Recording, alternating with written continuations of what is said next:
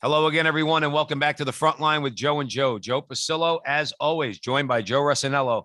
And once more, dear brothers and sisters, let us go into the breach on the Veritas Catholic Radio Network, 1350 on your AM dial, 103.9 on your FM dial, serving the New York metropolitan area. Please be sure to download the Veritas Catholic Radio Network mobile app so that you could have access to all of our station's content, not just the front line with Joe and Joe.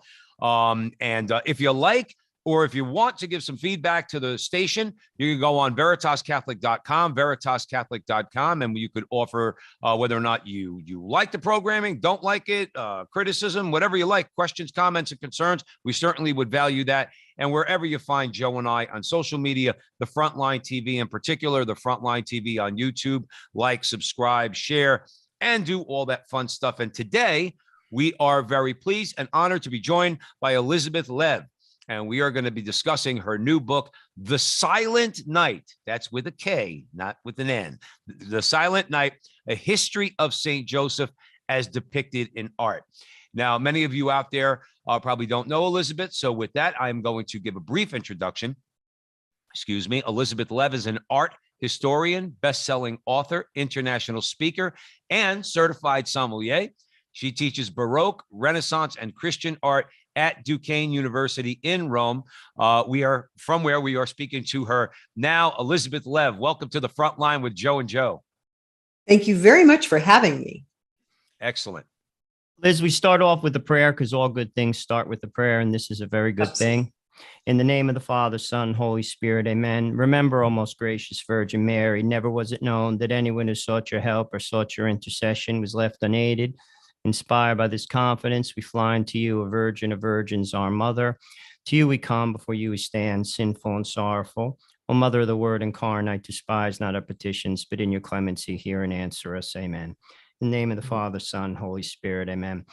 Just to tell our audience, before the show, we were talking about wine. Joe Pasillo is in the restaurant business, as many of you know, and Liz is a certified sommelier. And it's funny because every time I hear that word, sommelier, I think of my father. And to be honest with you, I've told this story to Joe. I've traveled extensively at the first basically quarter of my career as an auditor. And I would go to a lot of very nice restaurants throughout the US and in South America. And I can remember coming home from a trip telling my dad, who was a barber, a very simple man, a good man. And I was like, what is the name of the wine guy? And he looks me straight in the face and he just goes, the wine guy. So yes, every time I think of sommelier, it was at the tip of my tongue. I couldn't remember it. And he was like, the wine guy, Joe. The wine guy. I love it. I love it. So that is a New Jersey barber's take on the sommelier. In my case, I'm afraid it's the wine girl. It's all good. It's all good. But yes, every time I see that, I think of my dad and I think of that story. And also, again, before we get into the book, I know, as Joe said, you're living in Rome. Beautiful city. I know it. That's where Joe went on his honeymoon there. So did I. It is a beautiful city. How did you end up there? I mean, tell us a little bit about that. I think that's very interesting. And obviously you're an American living in Italy. If you could tell us a little bit about that, I'm sure our listeners would be interested. Well, I went to University of Chicago for my undergrad, but in my final, my year abroad, I went to the University of Bologna, which was a program where I had to go to school in Italian university in Italian. And I really found that studying art with it all around you was just I couldn't really give it up. So as soon as I finished my degree at University of Chicago, I went back to University of Bologna. And then, irony of ironies, the way it works for your graduate topic, you don't get to choose your thesis topic, it's assigned to you. And I was assigned it because I was an American and because they just figured they could dump one that involved traveling a lot on me. I was assigned to do a Counter-Reformation church in Rome, which at the beginning seemed like the world's worst thing. But eventually coming back and forth to Rome to study this church, I remember really the line of Queen Christina of Sweden when she realized she couldn't live another day if she didn't live it in Rome really resonated with me. So even before I finished my thesis, I moved to Rome, and I've pretty much been here ever since. Yeah, it's a nice city. I had a cousin that went to University of Bologna for med school. He went to Rutgers and then he went over for med school. He learned the language pretty fast, and he had a pretty good experience. In fact, a lot of Italian Americans, I know of a few who went to med school in Bologna. I'm assuming it's a fairly large college town.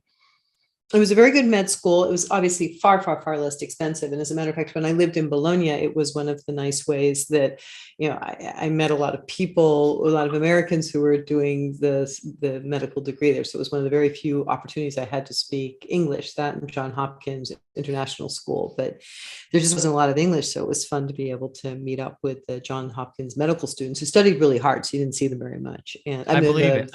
But they studied really hard. So you didn't see them very much.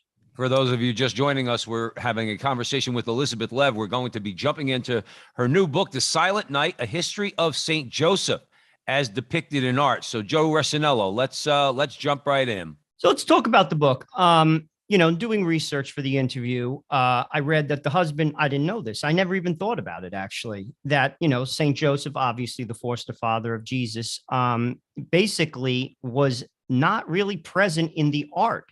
The visual representation, throughout, what is it, the first century. Could you talk, why do you think that was? So the Christian art is kind of slow off the mark. We don't really see a lot of art, and Christians don't really start producing art until maybe the very end of the 2nd century, the beginning of the 3rd century. And when they start, they have a very limited list of things that they show. And to be sure, St. Joseph is not among them. And it could simply be a choice, except for the fact they use a fair amount of images of both the Nativity and the Adoration of the Magi, where one would expect to see St. Joseph, and he's not there. And this has to do with the fact that in the very beginning, especially as the Christians are trying to evangelize the Gentiles, the Romans, the Greeks, who are very accustomed to these sort of, licentious gods running around impregnating fair maidens all the time. They really wanted to emphasize the chastity of the Blessed Virgin, and they really wanted to emphasize the divine paternity of Christ. And for that reason, Joseph kind of stood off to the sidelines and allowed this teaching to come forth and really be ingrained into the society. So he was completely left out in order to underscore and emphasize these most important elements of both Mary and Jesus. It's funny. Please, Joe. No, I was gonna say, so then your book is chronicling the rise of, let's say, the iconography of Saint Joseph through, let's call them what they are, masterpieces by some of history's greatest artists. So what I'd love to ask you first, out of curiosity, is, do you yourself have a devotion to Saint Joseph? My devotion to Saint Joseph came while I was writing this book. It started out with a request. So it started out with Pope Francis, who came up with the wonderful idea of having a year of Saint Joseph. If you remember at the very beginning, during his very first Mass, when he was consecrated his inaugural Mass as Pope, it was on the feast day of Saint Joseph. And he gave a very beautiful homily back in, was it now 2008, on Saint Joseph on that day. And so already there was a kind of, it was very, I remember being there on that day. I was with the film crews and watching kind of these, hard-boiled, mainstream media people being very moved by the way he spoke about Joseph. And that kind of stuck with me. And then in the middle of the pandemic, when he declared the year of St. Joseph and really wrote this magnificent, the letter of Patris Corde is a beautiful piece of writing, really makes us think about Joseph in an extremely modern way. And then the Sacred Art Journal and Duncan Stroik said, would you, write us an article on St. Joseph? And when I went to try to make a decision about what pieces to write on and just kind of started following that rabbit hole, I realized that there were so many images of Joseph. And so I wrote it out as a kind of a series to kind of explore how much, sort of explore and see if I could organize these images. But when it came time to write this book and really be thinking about the great saints and their devotion to St. Joseph, how St. Joseph has just addressed such a variety of things, and his kind of extraordinary way of being a little guy in a big thing, and the way that he navigates that, my greatest gift of this book is really forming my own devotion to St. Joseph. love I it. mean, being an Italian American, obviously both our names are Joe. I was about Joseph to say. has, played a very large role in my family. There's a lot of Joes, but that's very typical of Italian families, at least in the Northeast. Pastries, St. Joseph's pastries on the 19th. Ever since I was a little boy, I carry on They're that. good. They're very good. I carry on that tradition, with my children. I mean, as my faith has progressed, I'm a 51-year-old man. I mean, I've been Catholic my whole life. I've grown to appreciate Joseph more. I've also grown to appreciate the little way more. Joseph did the little things and he did them well. And he was faithful and he was obedient and he was in the background. And ultimately, I think that's the way to Christ. When we get in front of Christ, we screw it up. Joseph never did that. He, like you said, he was a small character in it, but his role was huge. And I love the fact that Pope Francis had a year of Joseph. We've talked to Don Calloway about his book as well. And I really think it's a spirituality that Catholics, if they really meditate upon, will lead them to Christ. In many ways, I think, but now I know I wrote the book because as I began to realize how many crises in the history of the church have been addressed by calling on Saint Joseph, and with a resulting change in his iconography. So we see new images of Joseph depending on the crisis that the church is facing. It really occurred to me that Saint Joseph, if you look at his track record, he is very much a saint for our times. He's a saint for our times in myriad ways. So, everything from the crisis in fatherhood, sort of the question of, the dignity of work. Even as we ask ourselves, he was there for the question of, is it consummation or consent that makes marriage? We are even, more complicated questions about, what makes a man. And I think Joseph really is a figure who should be invoked more. And again, it was very, very significant that the Holy Father put forward this opportunity for us to think about how we can ask Saint Joseph to guide us through the minds of this particular era, which are numerous and insidious. Yeah, absolutely. I mean, I would emphasize to our audience, and remember, we are speaking with Elizabeth Lev. We were discussing The Silent Night, a history of Saint Joseph as depicted in art. What struck me about what you just said, Liz, is that people might think we're having this conversation, and it's kind of like this sentimental conversation about this great saint, the foster father of Jesus. No, it pertains to what we're dealing with in the modern world. As you just said, remember, one of the titles of, obviously, this, one of the titles of St. Joseph is patron of fathers and workers. If you want to talk about two of the biggest problems in the world right now, is fatherhood and the way workers are treated, okay, all across the world. That's why we're talking about St. Joseph, and also about art depicting St. Joseph. So let me, I had a question.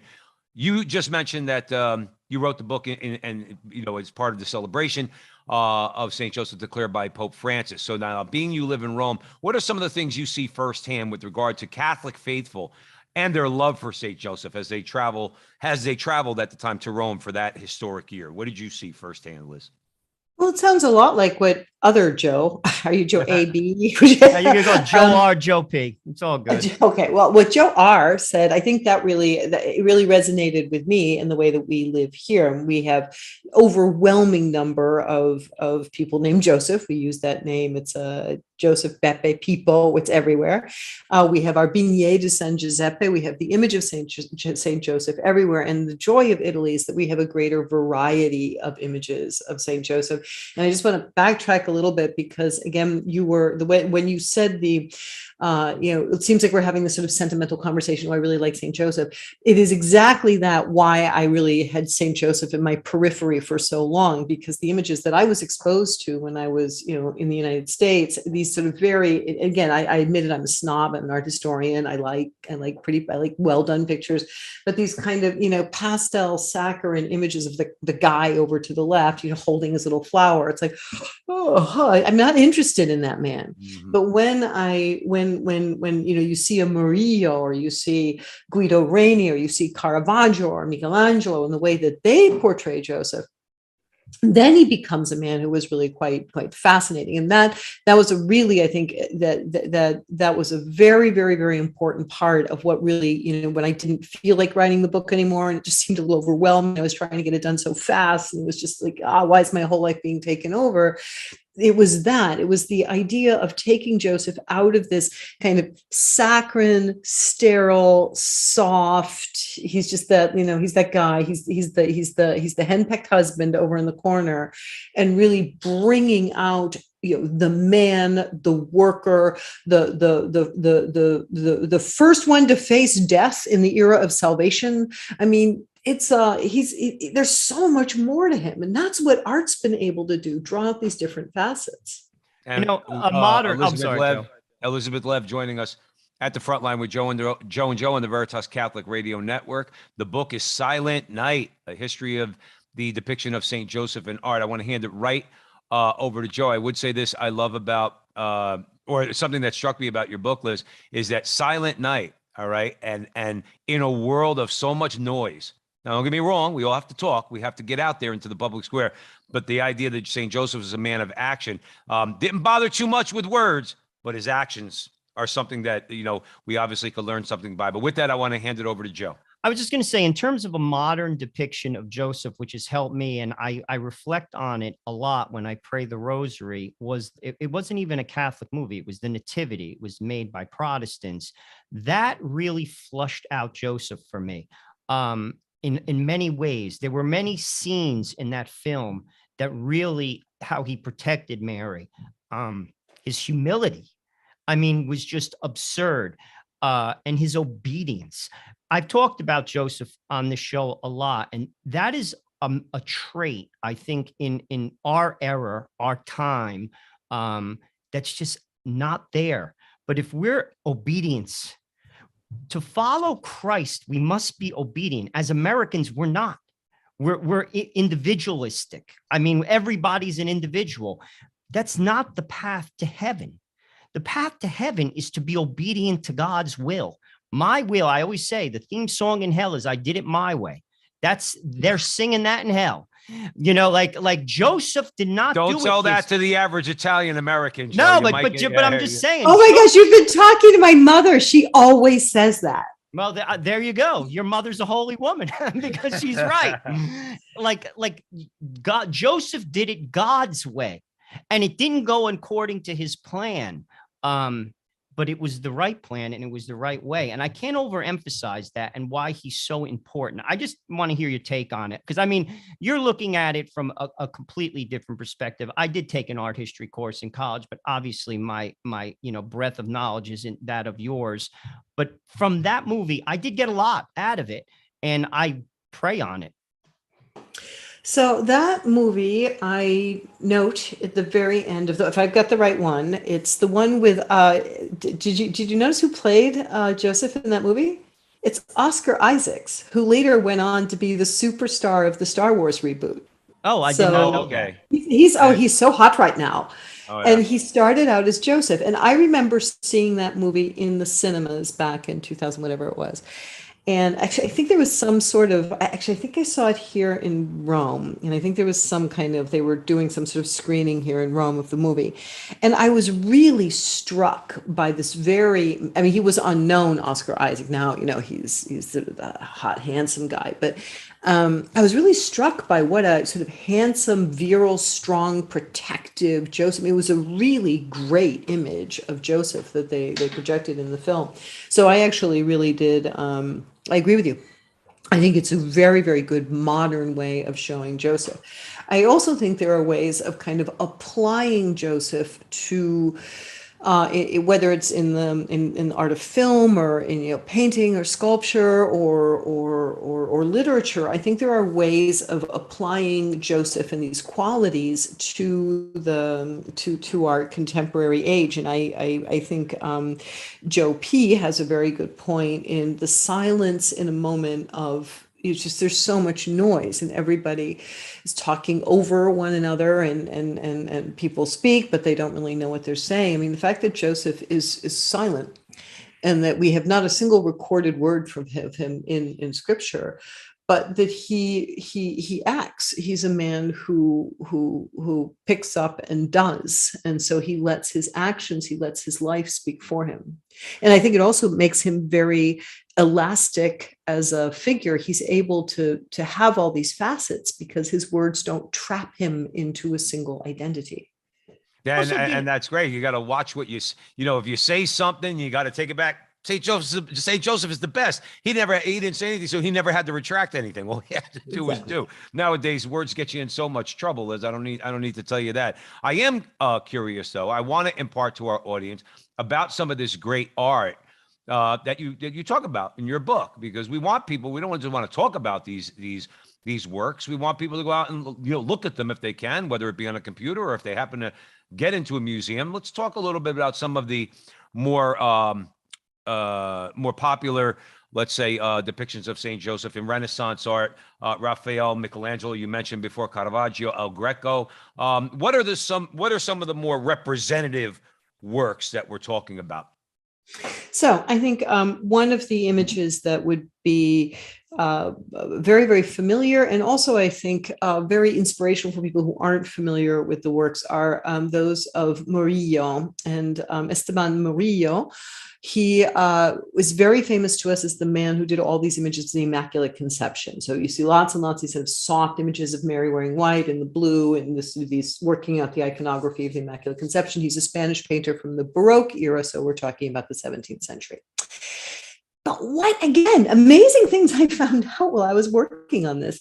He painted a ton of St. Josephs. So I've always been knew about all his Marys, and I've done all this sort of work on his Immaculate Conception. It turns out he does all of these Josephs, and his Josephs are amazing.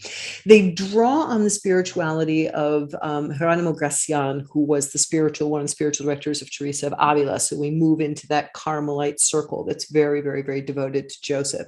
And he talks about how Joseph, more than anybody else, would have resembled Jesus. And so Murillo's images of Joseph are amazing. He's standing there with this, it honestly looks like today Joseph will be played by Chris Hemsworth. And so he's got this long dark hair, this strong jaw, gazing off into the distance. Jesus holds on to him, he's clinging to his foster father for protection. So these are really, really stunning images. Or the Holy Family with a little bird, also by Murillo, which is not a tall painting, but more of a wide painting, where you see the Holy Family in the studio, in the atelier of Joseph. Mary's spinning in the corner.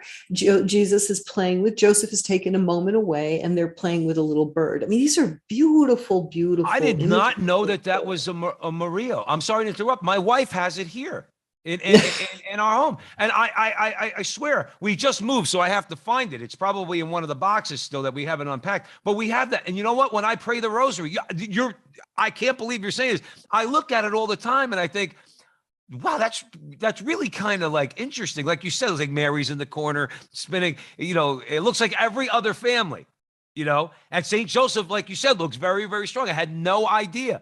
That's so awesome, but I cut you off. I got excited. I got excited when you said that, Liz, because I said I have it in front of me when we were living in Jersey. I had it in front of me all the time when I was praying the rosary. But please continue. So you have Murillo. I think Murillo, he's one of the early artists that starts to give Joseph more of a solo image. Joseph is usually there in function of the story, or, together with Mary in the adoration of the child. What happens in the 17th century is we seem to see more solo Joseph. Another really, really interesting Joseph that I enjoyed working on immensely was Joseph, who becomes like the alter ego to St. Peter. So you see lots and lots of images, basically starting in the 1400s, where Joseph wears blue and yellow, which are the traditional colors of St. Peter. Open up any painting of St. Peter, and Peter wears a blue robe with a yellow the blue and yellow combination of his Why robe. is that? Just out of curiosity. I never knew that. Well, it turns out the reason the source of this comes from the late 14th century, which is not going to mean anything to most everybody until we start putting what happened during the 14th century. The popes moved to Avignon. So the papacy abandons its traditional seat in Rome, the See of Peter. It abandons Rome. It goes to live in France for 70 years. And then when finally Catherine of Siena manages to persuade the Pope to return to Rome, he dies. And the cardinals elect one pope, then they, leave the Vatican, they, go a couple miles away and they elect another pope. And then the church gets together and has a council and decides to elect a third pope. And you're entering into the 15th century with, three different popes who are all, refusing to back down or listen to reason. And so you have a lack of care for the church, i.e., the people of the church have been abandoned physically by the Pope who left, and now they're just being tossed around like a toy or a prize between these three contending popes. And in come a series of very, very important figures, including Jean Gerson, who was the Chancellor of Paris, and another Friar Oliva, who was a Franciscan, who start to put forth the idea of what should a pope be like. We know the Pope is the successor of St. Peter, but what should a pope be like? What's a model for the papacy? When the Pope is being the Pope, what should he be looking at? And they start to say it's St. Joseph, because St. Joseph was a true, careful, loving, protective husband to his bride. So the Pope should be a protective, loving, sacrificing husband to the church. And so there's this spate of images where Joseph looks just like Peter. That's interesting. That's I really interesting, and did not know that at all. So I mean, when you think about the art, it's like, and I want to get into a little bit more because I think our audience really enjoys, hearing about these things. Liz, we have a couple minutes left. Can you maybe give us one more, let's say, another representative example of let's say, from whenever, Renaissance? So Raphael has a very, very, very handsome young Joseph. Actually, he does many different images of Joseph. He does a very famous Marriage of the Virgin. But I'm thinking in terms of a beautiful little round painting, which was meant to be for someone's house. It's called Holy Family with Palm. And you see Joseph, his hair is just beginning to be tinged with gray. And he and Mary are leaning together. As he looks at Jesus, Mary looks at Joseph. And it's a wonderful, wonderful image of family. Excellent. So if you're just joining us here at the front line with Joe and Joe Pasillo, Joe Rossinello, we're being joined by Elizabeth Lev, and we were speaking about The Silent Night, a history of St. Joseph as depicted in art. Before we go to the break, Liz, where can people buy your book and learn more about you and what you do? Well, I have a website, elizabeth-lev.com, and you'll be able to keep up with my work there. And the book is available from Amazon, Sophia Institute Press, and Barnes & Noble. Awesome. But as I say, don't get mad at me. Don't get mad at me, Liz, for saying it on the show. Don't buy the book on Amazon. Go buy go buy the book from the publisher. That's what we want. Sophia Institute Press. We need to support our Catholic publishers, okay? Our authors and our publishers. So it is available on Amazon. If you happen to be buying 10 things already, add Liz's book onto the list, okay? But if you're buying the book by itself, please go to Sophia Institute Press. Let's take a quick break, Liz. And we're going to be coming right back here at the front line with Joe and Joe on the Veritas Catholic Radio Network, 1350 on your AM dial, 103.9 on your FM dial, serving the New York metropolitan area. Again, we are having a great conversation with Elizabeth Lev about her new book, The Silent Night, a history of St. Joseph as depicted in art. So stick around. We have another segment. We'll be right back.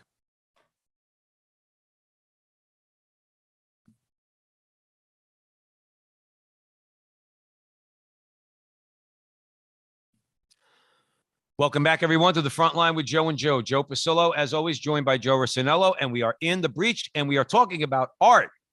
The Silent Night, a history of St. Joseph as depicted in art. The author is Elizabeth Lev. The book is that, and it is available at Sophia Institute Press. So we emphasize to you to go out and purchase that. And with that, I am going to hand it over to Joe Rossinello, and we're going to talk more about St. Joseph and art.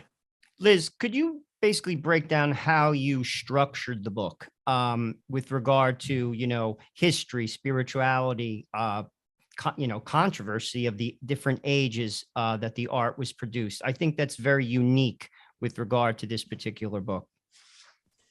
Actually, that's a really great question, and I appreciate it a lot because it comes to the structure of creating something like this, which added a lot of challenges. So it's fundamentally chronological. I'm a big fan of keeping things in chronological order, and my students don't like that because it means they have to learn dates, but I think they help.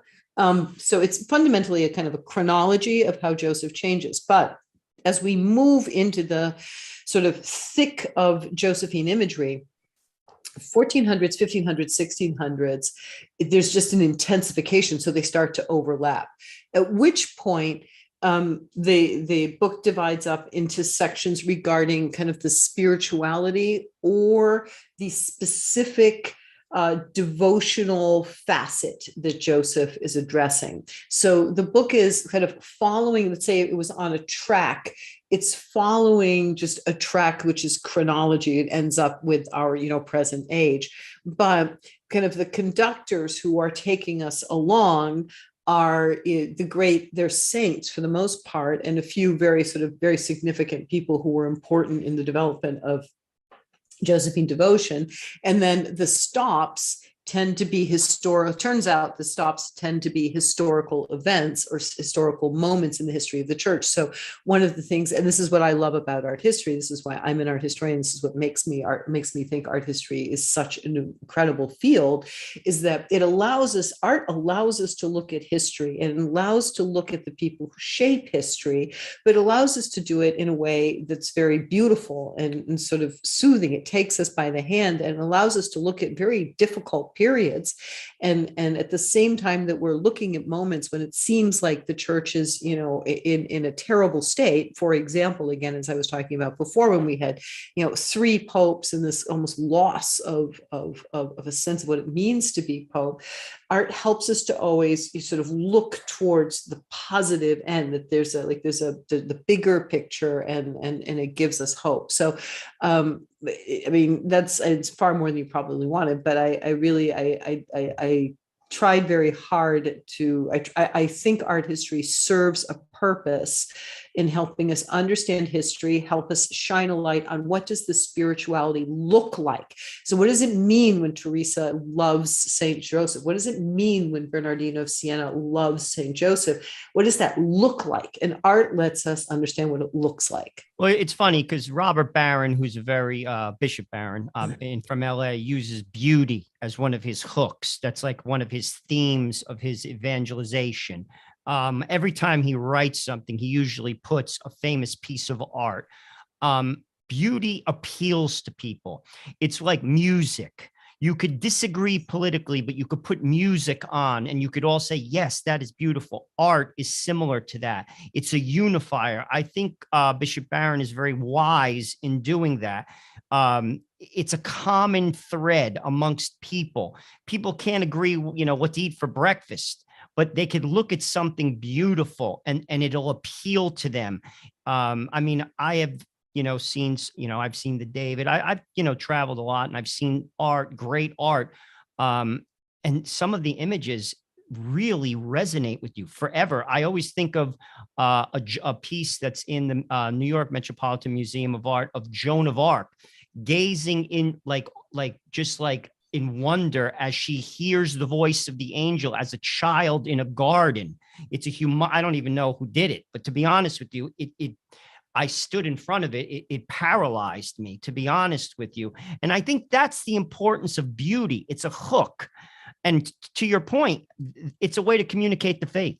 Joe, let me just piggyback off that and segue into a question for Liz, who's joining us here at the front line with Joe and Joe. I don't think there's any doubt that modern art, for lack of a better word, sucks. Sorry, That's the way I see it. I don't see any value. I mean, I'm sure there's good art being produced. Don't get me wrong, but what gets put in MoMA and the rest of it, I'm not going to look at. I wouldn't even call it art. But basically, along the lines of what Joe just said, I would ask you, okay, when you truly look at what art is supposed to do, okay, which is to elevate our soul. How does religious art in general? Okay, and obviously your book is about the depiction of Saint Joseph in particular, but how does that art connect people to God in ways that words just cannot?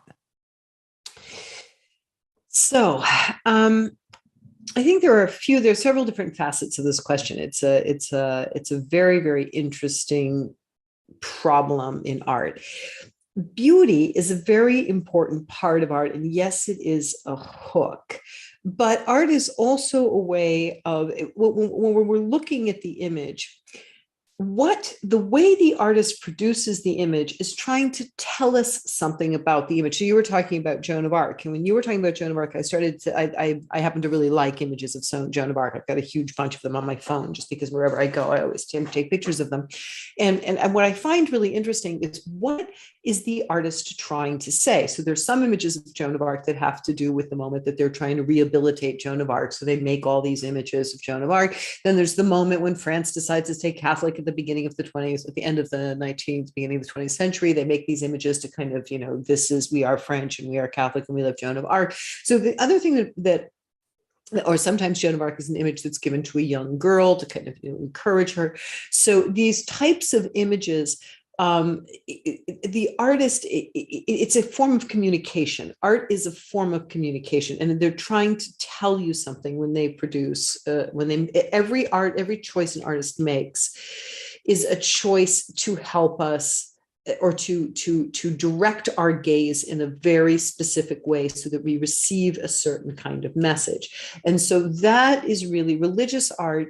It points towards the artist is working towards involving us in some way, or communicating to us in some way, either the stories of the faith or the models that we can hold up beforehand, or in the case of Baroque art, for example, what you see in St. Peter's, that sense of awe and amazement and wonder that we have before God and His creation.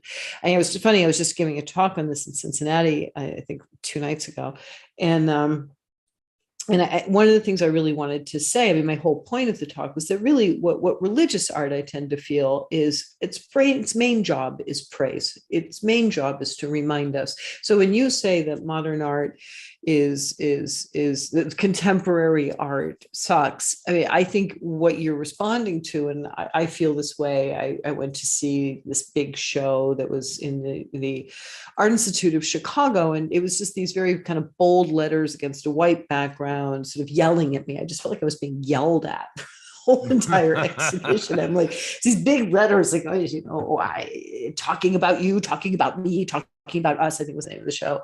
And it was just very angsty. It had a lot to do with like body image. And, I was just, I remember I walked through room 3, and I was walking through the second room to the third room, and I said, oh, well, let me see. We've been yelled at about hair. Now we're going to be yelled at about weight. And I was like, and I walked in the next room, and it was exactly what I thought it was going to be. And I started laughing in the middle of the show because it was kind of predictable, and it's kind of yelling at you.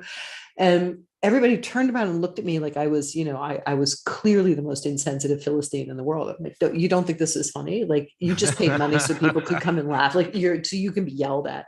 So I think what I'm trying to say here is that what the contemporary art often does, because it doesn't like transcendental, it doesn't like to point beyond, it doesn't like to give you responsibilities. Great religious art makes you feel the responsibility of what it means to have been saved and what we owe our Savior. That they don't want to do any of that. So the kind of responsibility they want to give you is the problem of, there's too much garbage in the ocean, or you all know it's whatever contemporary concern we have that makes us feel like we're saving the world by by getting upset about something that's very, very localized. And art like that, which has this kind of yelling at you factor, we just get a lot of that.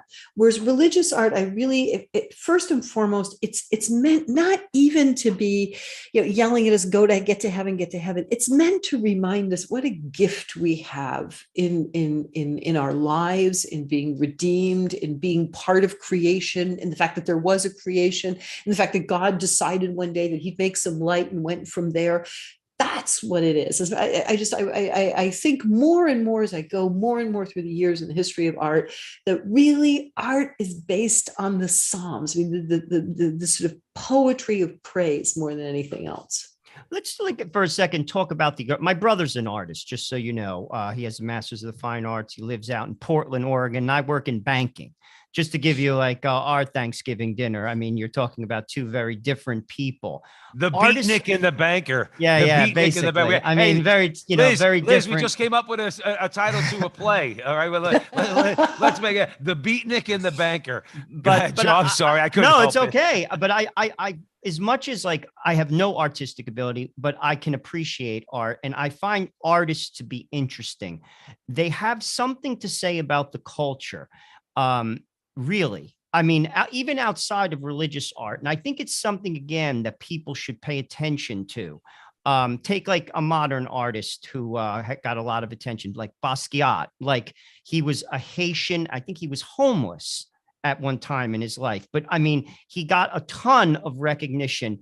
He spoke something to the culture. I think people sometimes, especially nowadays, they gloss over art. They basically don't, like my brother says, like, to make a living as an artist. My brother works for the water company. I mean, he has a master's of the fine arts because he needs benefits. He's like, 1% of the 1% make it. But at the same time, artists speak to us in a way, they speak through a lens that most people don't see. And frankly, I think should pay attention to. I would agree. I think an enormous problem facing the modern era is the art for art's sake idea, that the expression of what the artist has to say not necessarily is important. Or I don't agree that everything an artist has to say is important. I don't. I think there are artists who do have important things to say. Artists who ask interesting questions. I think actually artists should spend less time telling us stuff and more asking us questions and inviting us to think more and to sort of enter into something more, instead of this kind of preaching from the installation or from the wall. But I find a lot of art is simply for the cleverness of making this or making that. A lot of it has a kind of an interesting idea. It's a fun little, so Jeff Koons's enormous balloon sculptures, it's cute. I mean, they're clever. I don't really see saying very much. And I suppose I suppose if you put me in front of it long enough, I could come up with an extrapolation of, well, the world is full of air, but really it's heavy. I mean, but it doesn't really say very much. It's just a kind of a really cool idea. And there's a lot of that in art. And then when you move to the other end of the spectrum, where you have art that's so incredibly subjective, it's about sort of the miserable state in which one person finds him or herself.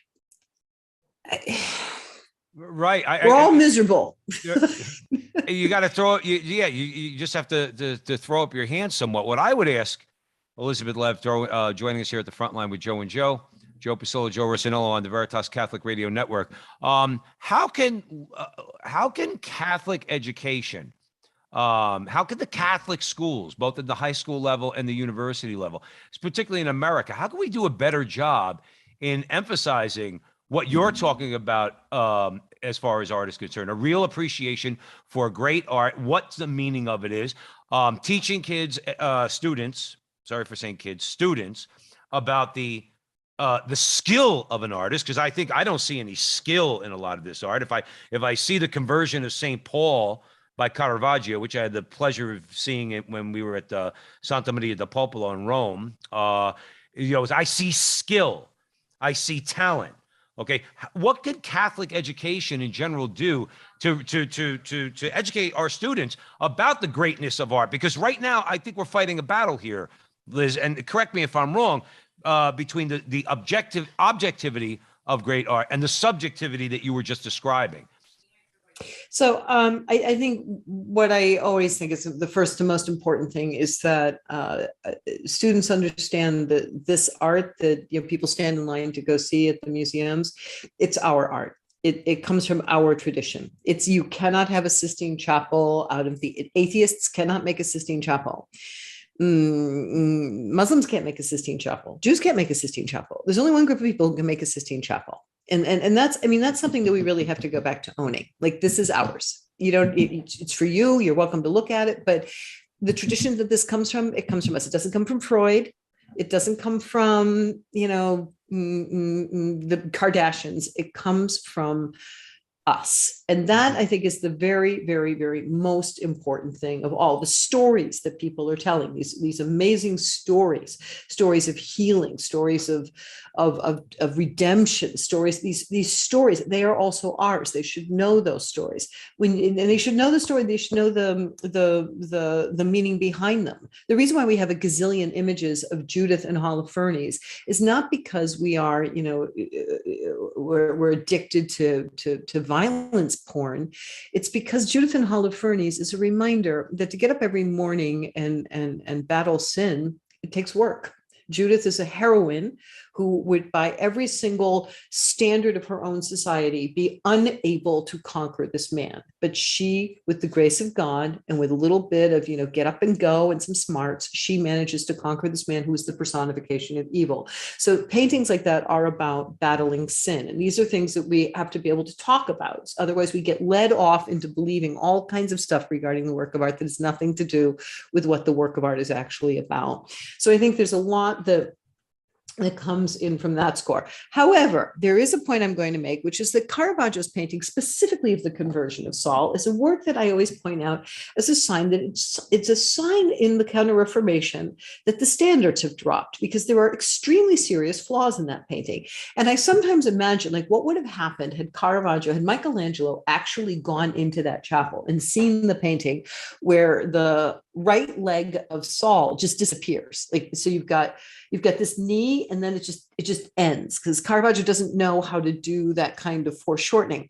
And so Caravaggio actually has tremendous lacunae, tremendous gaps in his skill, because he never bothered to train the way he was supposed to, but he makes up for it with the things he does best. And I think that's a very important part about art. You don't have to be so technically flawless. You have to have a vision of how you're going to tell the story. It's very similar to what we see in movies. And there are movies that just sweep you along, and there may be a scene that's a dud or something that the director didn't do very well, but this director's vision of how to tell the story is so compelling that you don't care about the other stuff. And I think that's in a revival of art, there are basically two things I think that are going to have to happen. In one way, the revival of art via craftsmanship is a very, very good system, because it's very easy for people to appreciate the hard work it takes in making a mosaic, carving wood or stone.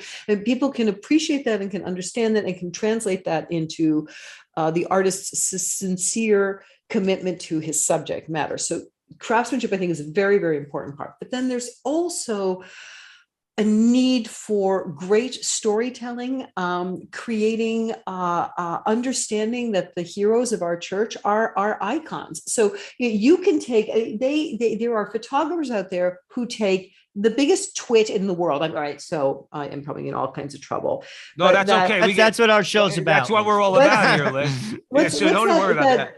Oh yeah, well, so you're really all right. Well, I'm just saying, it makes me really mad. That picture made me really mad. Was her name? Christine, the one who accused Kavanaugh, Christine Blasey, was that her name? Blasey Ford, yeah. Blasey Ford. So they have this picture of her, and they took this picture of her. Her head is up. Here's the microphone. Everything's in back. And she looks like Joan of Arc. This picture, if you Google it, it's the picture that comes up the most. She looks like Joan of Arc, right? And they make this person who, leaving aside all the things I think about this person, but they make this person who, completely objectively, you cannot compare this woman to Joan of Arc. She looks like, the most heroic, brave, magnificent person because of that photograph. But when we canonize one of these saints who, personally carried women out of human trafficking across the desert, what do we put up in front of St. Peter's? The worst lame passport photo known to man. Like, that's, you look at this like poor nun, I would never be anywhere near that person. And if she came to me in a dark alley, I'd run in the other direction. So why can't we make works of art? Why don't we just start with something simple? Why don't we make beautiful, iconic works of our heroes who are real heroes? Take a leaf from the book of the world we live in today, where they can take, any twit off the street and make them look like, they're taking our imagery to confer dignity on people who I don't think deserve it. And we don't know how to use imagery to confer dignity on the people who have really done extraordinary things with their lives. So that's a place where we could just start right away in art. No, I'm glad you said all of that. All of that, Liz. I mean, because it's just so true. I'll tell you what, we don't want to get you in any more trouble, but Joe and I are used to being in trouble. We are surprised. I say it. God bless the Veritas Catholic Radio Network, because they continue to have us on. So most of our interviews, we toe that line. Once in a while, we approach an edge that we don't know. We hope not to go beyond. But what you said was true. Okay, what you said is absolutely true. I don't want to see. Here, I'll get myself in trouble. Okay, George Floyd is not Jesus. I don't want to see him depicted as Jesus. Okay, regardless of what the tragedy that happened to him, I don't want to see that. Like you said about Christy Blasey Ford, I don't want to see that. You're not Joan of Arc. You're nowhere near Joan of Arc. Go back to California and live your cushy life. Joan of Arc was burned at the stake as a teenager. Give me a break. Okay, I'm sorry. I'm not going to let the vein pop out of my head. Joe Rossinello, we have about 7 minutes left or so. So let's get Joseph. Elizabeth. But for us. But in all honesty, you're talking about culture, reflecting culture. And obviously the church has always patronized art. I mean, popes have promoted it. Do we see that now? Do we see the church, like now? I mean, you're at the epicenter of the church, promoting artists, creating beautiful things. I mean, I work in New York City, and I look at some of the buildings sometimes, the carvings sometimes on the sides of buildings that were made maybe 100 years ago. They're beautiful. We don't see that now. A building comes up, it's just concrete, steel, glass. As a church, I mean, we have such a rich history. There's so many beautiful things to convey. Are we patronizing art? Maybe we are. I don't know about it. That's why I'm asking you. We are in a very small way. We're not patronizing art as much as we could or should, I believe. I have to say, I was very struck in Cincinnati this week by the murals. They have this something called Artworks, where they put mural paintings on the sides of buildings. So that everywhere you go in this downtown, there's this, and they're beautiful. They're not angry murals. They're not identity murals. They're just beautiful. And it was just, what a joy. And in my opinion, that helps, that kind of public art helps people to really want to be around art more. Wow, this is really cool. It's really neat. And they live with it. So they feel very comfortable with it, instead of art being kind of relegated to the museum, which is like the place you go to, you park the car, you go and you buy a ticket and you look at the art. So that really creates a very, very different type of relationship. Insofar as the church commissioning art, first of all, I don't think it's really the place of the church to do it right now. I think everybody understands that the church's financial situation is not what it was back in the day when it had the papal states. They're not Medicis who are running the show, which is good, because last time we had Medicis, I think they caused the Reformation. We have a church, we have a poor church for the poor. So at this exact moment, this is really not the place for the church to be working. I think it makes sense that they work in terms of how to reach out with social media and stuff like that. But I'm not so sure that right now is the moment that the Catholic Church, in the sense of the Vatican, should be commissioning art. Also, because usually when they do commission art and put it out, it's pretty horrible. So rather everyone just sort of stop until we have some time to think about things. That is where the laity come in. Because the lay people, we are still in a we can commission art. We can commission art for our homes. We can commission art for our churches. We can commission art for our gathering spaces. I think this is a moment where it's not a question of what is the church doing. It is what are we doing? Are we supporting our local artists? Are we? So you made the very right and correct pitch that, Sophia Institute Press goes to an awful lot of trouble to be able to put out these books that speak to us as Catholics. We should be supporting them. We have we have the power within ourselves to support artists and put them in places where other people can see them. And they don't all have to be pictures of people kneeling with big halos around their heads. We can just tell our stories in interesting ways and let other people come to us. That's how we did it before. Everybody comes to us to see our Madonna and Child because they're beautiful. Right. Because they create a world that other people want to be part of. Aren't we still part of that world? Don't we still believe in that world? Can we not have enough of an enchanted Catholic imagination to see beyond the grit, the grime, the Floyds, the Putins, the this and that and the other thing, and realize that we are part of something beautiful? Well, I think the culture's looking in different directions. I mean, I always take it to where I live on my street. Everyone's Catholic. No one goes to mass. They're looking for beauty in Twitter. They're looking for beauty in Facebook. They're looking like our gaze is twisted as a society. I mean, if you look at the Middle Ages, like Christendom thrived. The church was the center of the community. Even in my town, the church, there used to be a rule: you could not build a structure higher than the church. No more. I mean, so the art, it's like politics. It's downstream from the culture. The culture's rancid. I mean, like, let's be honest. I mean, like, we're not gazing at the Madonna. We're gazing at Madonna. You know what I'm saying? I mean, and it's going to reflect in the art itself. It's going to reflect in the politics. It's going to reflect in the family. I do think, though, art is a way to bring people around. And it is something I think that Catholic education should focus on more, though. Well, Elizabeth Lev joining us here at the front line with Joe and Joe Pasillo, Joe Rossinello. We have about 2 minutes left. I'd love for you to comment on that and also finish by letting all of our audience members know where they could buy The Silent Night, A History of St. Joseph as depicted in art. But we have like about a minute and a half or so. Well, you're right.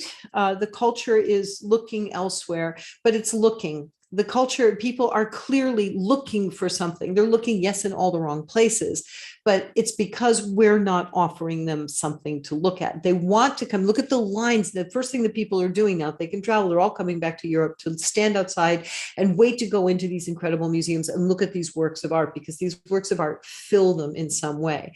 But it is up to us to articulate what they're looking for and what the work of art is actually providing, and to find new ways of saying that, we didn't feel this way only 400 years ago, 500 years ago. We feel this way about the world we live in now. We need to be able to project the joy of our stories. Think of everybody in the world watched that 1 minute section of the beginning of the Pixar movie Up, because in 1 minute, they showed you a life that, even with its tragedy and its disappointments, was so beautiful, everybody's reduced to tears. Everybody wants that. We should be able to put forward that that's what you're looking for, and we have it. Absolutely. And where can people buy the book? You can get it on Sophia Institute Press website. All right. And if you need to buy it on Amazon, you can. Okay, Joe and Joe will allow you to. But we'd really love for you to buy the book, The Silent Night, A History of St. Joseph, as depicted in art. Elizabeth Lev is the author. Thank you so much, Elizabeth, for joining us at the front line with Joe and Joe. Thank you all out there for joining us, excuse me, on the Veritas Catholic Radio Network, spreading the Catholic truth to the New York City metropolitan area, 103.5 on your AM dial, 103.5 on your AM dial, 103.9 on your FM dial. Remember that if you'd like to support Joe and I, you could follow us at the Frontline TV on YouTube, the Frontline TV, and also at thefrontlinetv.com, thefrontlinetv.com. And remember, until the next time that our conversation is your conversation, and that conversation is going on everywhere, we will talk to you